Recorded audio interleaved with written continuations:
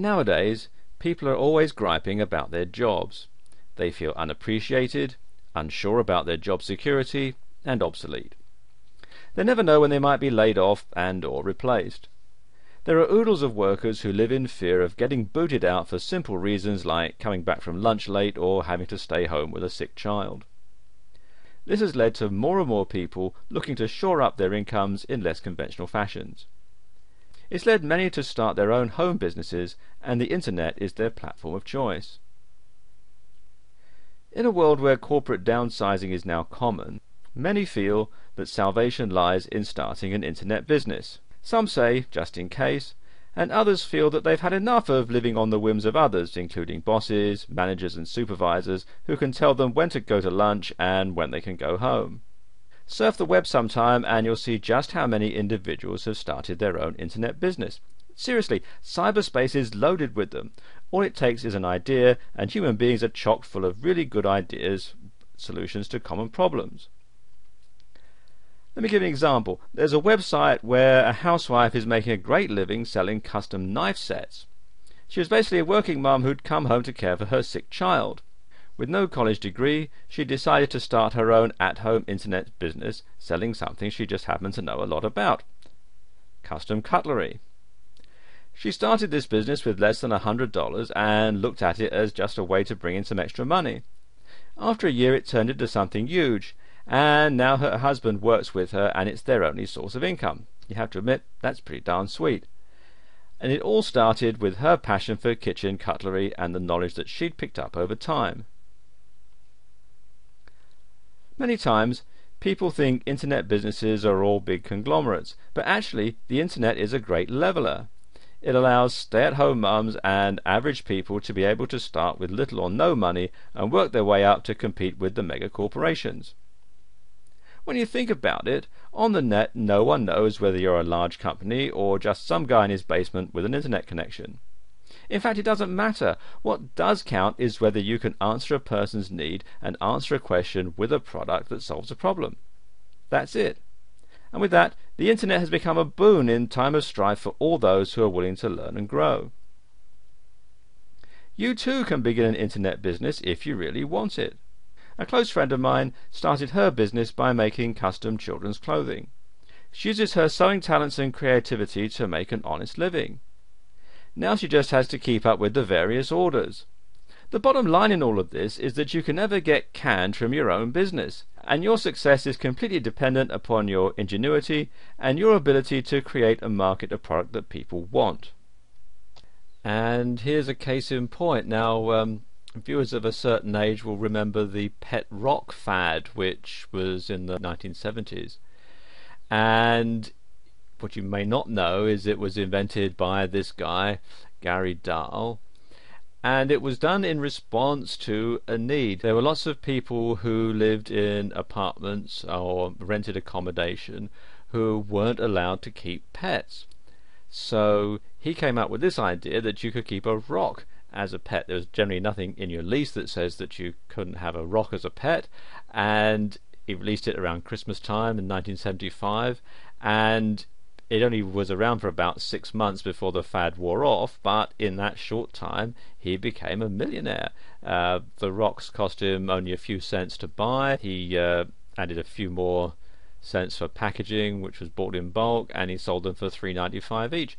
And he went on to, as I said, make $1 million in 6 months. So it can be done. And this was done in the days before the internet, when he had to go out and buy the rocks and package them up and ship them out to all the stores. And this video series shows you how to take ideas and turn them into a viable business that's going to get you noticed in the marketplace, and the rest is up to you. Information is what drives the web. More accurately, the search for information is what drives the web. When you start surfing the internet, querying search engines and looking at various websites, you usually have a question. Think about it. When you go to a search engine like Google and type in a search term, you're actually asking the internet search engine a question. For instance, when you go and type in something like how to get rid of acne, or acne cure, or get rid of acne, you're actually asking the question, how do I get rid of acne, right? This is the usual application of search engine queries, and we do it all the time. The search engine results, called SERPs, answer that question by giving us a list of websites that have the information relevant to answering your query. And you can see for acne cures there's a whole lot here. And when you think about it like that, you'll quickly realize that the basic reason the internet thrives and grows is to answer questions put to it by hundreds of thousands of people worldwide. In the answers to questions are businesses, product sales, fortunes made, and the opportunity to answer and supply information about a topic. It could be anything, however, the process remains the same. In order to start an internet business, you must think this way, and as a result, your idea will be the answer to a question put forth by many. Most people go into business to make money. Having a clear picture of what product or service they're going to present via the internet is necessary in order to be successful.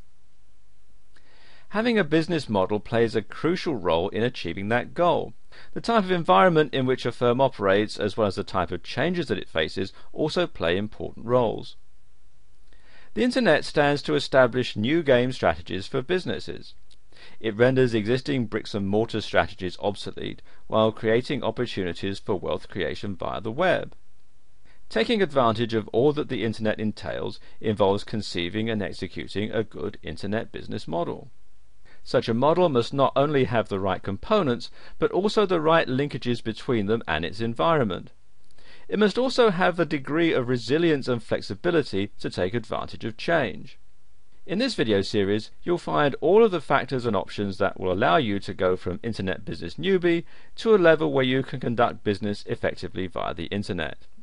Before we go any further, let me just give you a brief introduction to the history and terminology of the internet, along with the key segments of the internet industry.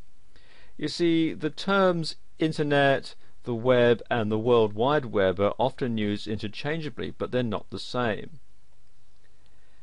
Now, the internet is a vast system of computers that are connected by high-speed communications lines and which can understand the IP/TCP protocols. The World Wide Web? Well, this is linked content that is accessible via the internet. It's written in HTML, which stands for Hypertext Markup Language, and it's viewed through a browser like Microsoft Internet Explorer, Mozilla Firefox, Google Chrome, and so on. And it uses the HTTP, which is for Hypertext Transfer Protocol, which is the World Wide Web standard. In addition to the World Wide Web and HTTP, there are 4 applications that operate on the internet. And these are email, which stands for electronic mail. There are discussion lists, otherwise known as news groups. There's FTP, which stands for File Transfer Protocol. That's how you can transfer files from your computer to a web server. And finally there's remote login, otherwise known as Telnet.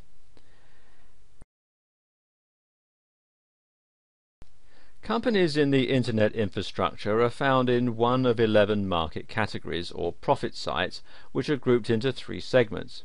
You've got users, suppliers, and communication service providers. Users are divided into information servers, e-commerce companies, brokers and agents, service providers, and market makers. Suppliers, well, they are content creators, software suppliers, and hardware suppliers. And finally, communication service providers, they're divided into backbone operators, ISPs and OSPs, and last mile providers. Now that you know all of this, don't panic. You won't need to know a lot more than what each of these terminologies refers to, not how they work or how you can get them to work for you.